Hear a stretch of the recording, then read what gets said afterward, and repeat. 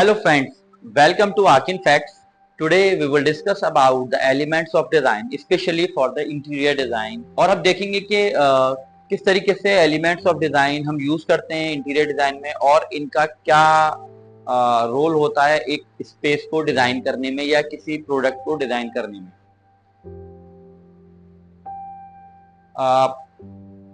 Interior design elements हम use करते हैं एक ऑर्डिनरी स्पेस को एक्स्ट्रा ऑर्डिनरी स्पेस में कन्वर्ट करने के लिए।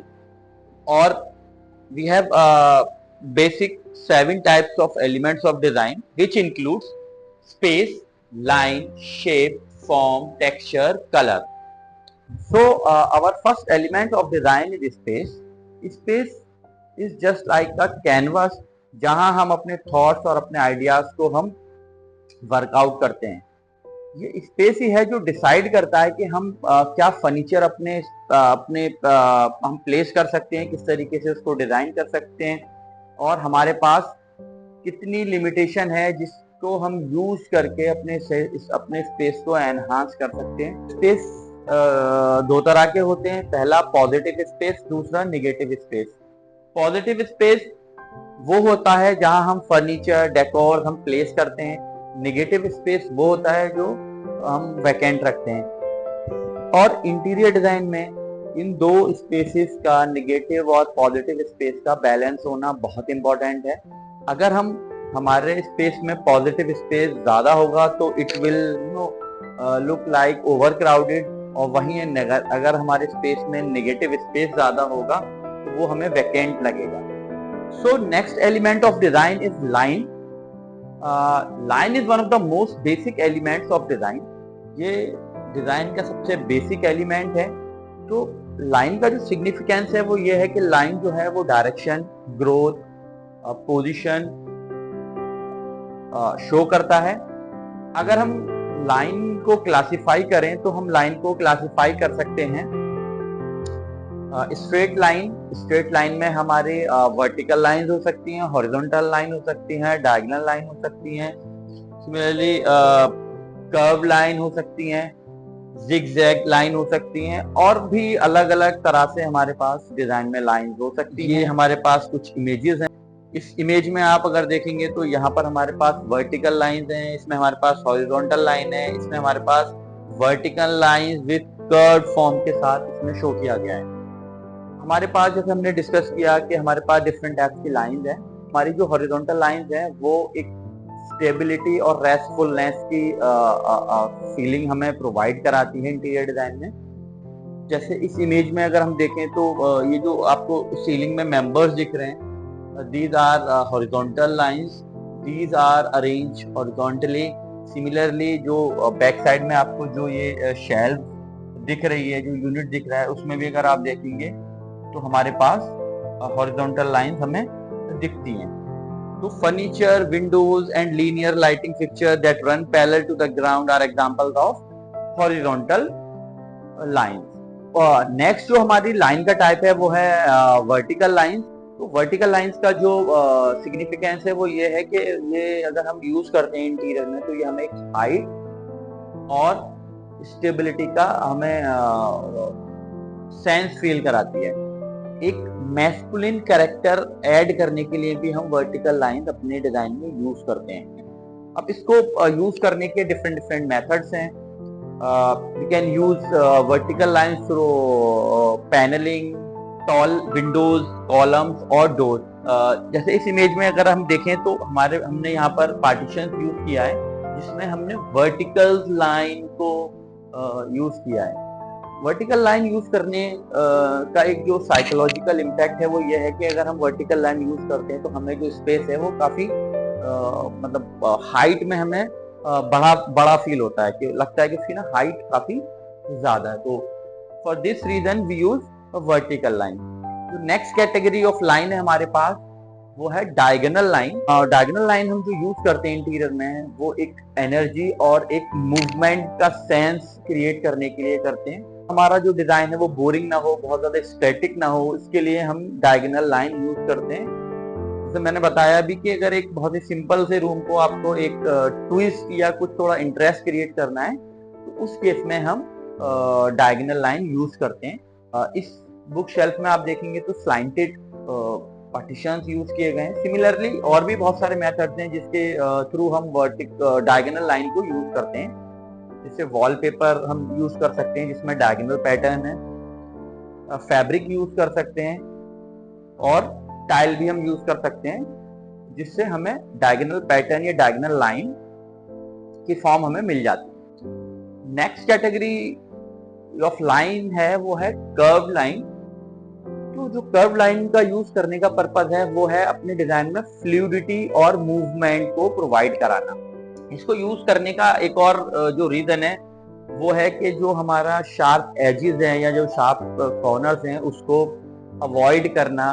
तो the next element of design जो है वो है हमारा shape. Shape are essentially close line shapes are two dimensional. तो सबसे पहले समझते हैं शेप है क्या। शेप है जब हम लाइंस को क्लोज कर देते हैं तो एक टू डायमेंशनल आइडेंटिटी क्रिएट होती है, उसको हम शेप कहते हैं। सबसे बेसिक शेप है वो है हमारे पास स्क्वायर, रेक्टेंगल, ट्राइंगल। इसके अलावा भी बहुत सारे इनफाइनाइट टाइप्स के शेप हमारे पास होते हैं, जैसे पेंटागन, हेक्सागन, ऑक्टागन और भी बहुत सारे ऑर्गेनिक शेप हमारे पास हैं। इन इमेजेस में हम देखें तो ये जो एक इंटीरियर की इमेज है इसमें बहुत सारे ज्योमेट्रिकल शेप्स यूज किए गए हैं। जैसे अगर हम देखें तो ये ट्राइंगल है, इसमें बहुत सारे और भी अलग अलग शेप हैं। यहाँ पर ये जो एक शेल्फ है इसमें स्क्वायर यूज हुए हैं, फ्रेम स्क्वायर फ्रेम यूज हुए हैं। ये जो टेबल है ये एक क्यूबॉइडल फॉर्म में है। तो अगर आप आइडेंटिफाई करेंगे इसमें बहुत तरह के यहाँ पर इस इमेज में हमारे पास शेप विजिबल है। सेकंड इमेज में हम देखें तो हम आइडेंटिफाई कर पाएंगे कि यहाँ पर जो हमारे शेप यूज हुए हैं वो स्क्वायर एंड रेक्टेंगल यूज हुए हैं, और वो किस फॉर्म में है। तो ये जो हमारे पास जो पेंटिंग है वो एक रेक्टेंगुलर फॉर्म में है। सिमिलरली ये जो हमारे पास स्टोरेज है इसमें हमने अलग अलग पैटर्न दिए हुए हैं स्क्वायर में। अगेन ये जो पुल आउट ड्रॉर्स हैं ये रेक्टेंगल के फॉर्म में। तो इसमें हमारे पास स्क्वायर एंड रेक्टेंगल्स हैं। सिमिलरली इस इमेज में हम देखें तो हमने सर्कल्स का यूज किया है in the form of mirror. And जो लास्ट इमेज है उसमें हम देखें तो हमारे पास मेनली जो हमने शेप यूज किए हैं वो हमने ट्राइंगल को यूज किए हुए।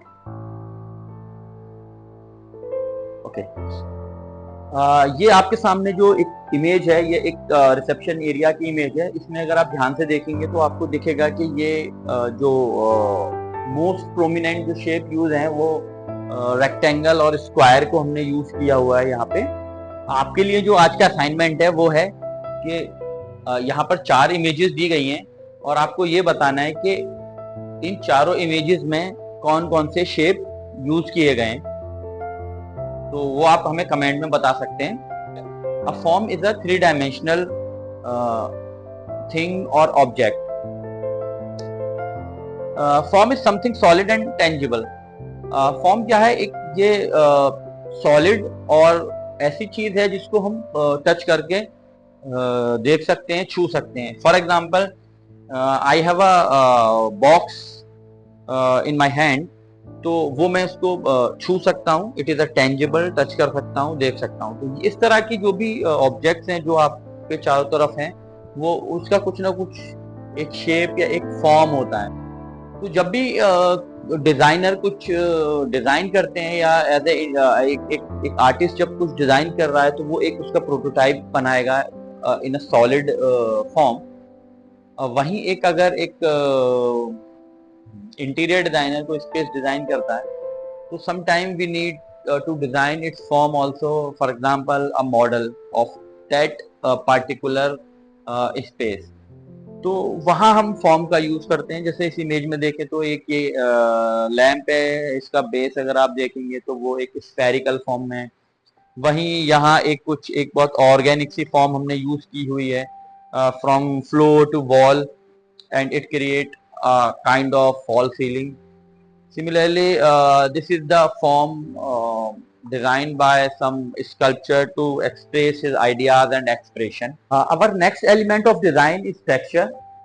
टेक्सचर एक्चुअल में उसकी जो टेक्टाइल कैरेक्टरिस्टिक है किसी भी ऑब्जेक्ट की उसको हम टेक्सचर कहते हैं। जैसे कोई हमारे पास एक ऑब्जेक्ट है और अगर हम उसको छू कर देखते हैं तो वो जो उसकी कैरेक्टरिस्टिक जो हम फील करते हैं उसको हम बोलते हैं टेक्सचर। अब एक टेक्सचर वो एक रफ टेक्सचर भी हो सकता है, वो एक स्मूथ टेक्सचर भी हो सकता है, वो एक ग्लॉसी टेक्सचर भी हो सकता है। ब्रिक, सैंड पेपर या वूल कारपेट को अगर हम फिजिकली टच करके देखते हैं तो उसकी कैरेक्टरिस्टिक हमें पता चलती है कि ये जो ऑब्जेक्ट है वो कितना सॉफ्ट है, कितना रफ है, कितना स्मूथ है। तो एक्चुअल में texture is a three dimensional quantity जिसको आप फील कर सकते हो, आप अपने हाथ से टच करके देख सकते हो कि ओके ये रफ है या ये स्मूथ है। वहीं हमारे पास जो टेक्सचर है वो एक विजुअल टेक्सचर है जिसको हम विजुअली जब देखते हैं तो हमें लगता है कि ये जो एक ऑब्जेक्ट है जिसको हम देख रहे हैं वो रफ टेक्सचर है, बट वहीं जब आप उसको एक्चुअल में टच करके देखोगे तो आपको लगेगा कि नहीं ये रफ नहीं है, ये बहुत स्मूथ है, बट देखने में वो ऐसा फील हो रहा है कि it has some rough texture. For example market में इस तरह के बहुत सारे लैमिनेट्स, वॉलपेपर अवेलेबल हैं जिसको आप देखते हैं तो एक इल्यूजन क्रिएट होता है कि ये जो है इसमें एक कुछ टेक्सचर है, बट वहीं जब हम उसको टच करके देखते हैं तो जो हम टेक्सचर देख रहे हैं उससे वो बहुत डिफरेंट होता है। अब हम टेक्सचर को यूज कहाँ करते हैं अपने इंटीरियर में? हम अपने इंटीरियर में टेक्सचर को यूज करते हैं to create contrast, to create interest और एक एम्फसाइजिंग एलिमेंट क्रिएट करने के लिए भी हम टेक्सचर यूज करते हैं। जैसे फॉर एग्जांपल इस इमेज में अगर आप ध्यान से देखेंगे तो इसमें स्टोन फिनिश यूज की गई है to create a contrast and emphasis. The next element of design is colour. Colour is a very important element of design. Colour का जो एक रोल है इंटीरियर डिजाइन में वो बहुत इंपॉर्टेंट रोल है। Colour plays with the mood of the user and overall ambience. Every color has certain qualities which impact the minds of the human. For example, जो blue colour का एक psychological impact है वो है कि ये एक कामनेस की फील हमें कराता है। वहीं रेड कलर जो है वो एक एनर्जी को हमारे एनहांस करता है और हमारी एपेटाइट को इंक्रीज करता है। दूसरा जो एक इम्पैक्ट है कलर का वो ये है कि जो ब्राइटर कलर्स हैं वो हमें स्पेस को वाइडर फील कराते हैं और वहीं जो डार्कर कलर है वो हमें सेम स्पेस को स्मॉलर फील कराएंगे। वहीं अगर हम डिफरेंट कलर्स को कंबाइन करके एक स्पेस क्रिएट करते हैं विच इज बैलेंस, तो वो क्या करेगा, एक स्पेस को बहुत ही एस्थेटिकली अपीलिंग बनाएगा। जैसे फॉर एग्जांपल इस इमेज में हम देखें तो हमारा जो ओवरऑल कलर थीम है वो हमारा बीच कलर या न्यूट्रल कलर यूज हुआ है। वहीं इस वॉल पे और ये जो पिलो है हमारे पास इसमें हमने वाइब्रेंट या हमने ऑरेंज कलर यूज किया है टू क्रिएट अ बैलेंस। तो ओवरऑल अगर हम इसे देखें तो जो हमारा स्पेस है वो बहुत ही एस्थेटिकली अपीलिंग हमारा क्रिएट हो रहा है। कलर्स जो हम बात कर रहे हैं वो बहुत ही सब्जेक्टिव चॉइस है। हो सकता है कि एक बंदा है जिसको रेड कलर बहुत पसंद है, वहीं दूसरा बंदा है जिसको ब्लू कलर बहुत पसंद है, तो वो एक selection is based on the choice of the user also. This is all about our elements of design. If you have any query और question you may ask in the comment. जो next हमारा lecture होगा वो होगा principles of design. उसकी बात हम next video में करेंगे डिटेल में।